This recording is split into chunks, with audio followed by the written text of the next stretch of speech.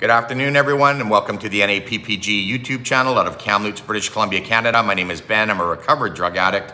I'm going to be reading from June 2nd, 2021, Grey Book Reflections.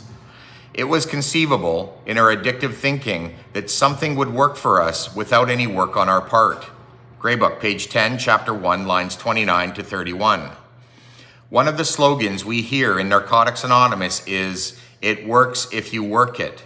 That means if we want to recover, we have to take action. In active addiction, we depended on the drugs to make us feel good and take away any physical, mental, or emotional pain.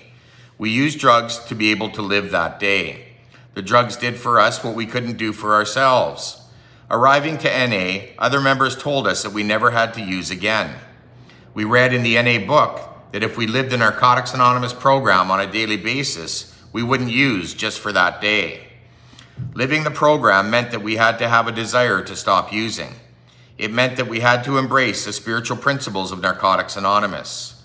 Our surrender to total and complete abstinence was one of the spiritual principles we had to surrender to. We had to stop letting drugs use us. We needed to find a power stronger than our addiction to help us get and stay clean. Following the suggestions through action is what removed our obsession to use drugs. The pain of not using drugs forced us to seek this power greater than ourselves.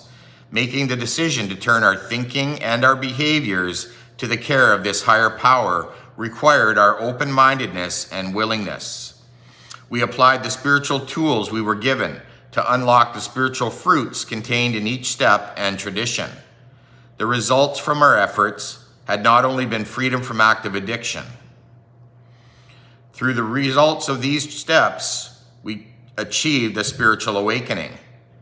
Through our spiritual awakening, we were capable of practicing these spiritual principles in all our affairs. In this moment, we will live the spiritual principles of Narcotics Anonymous by sharing this message with those who still suffer.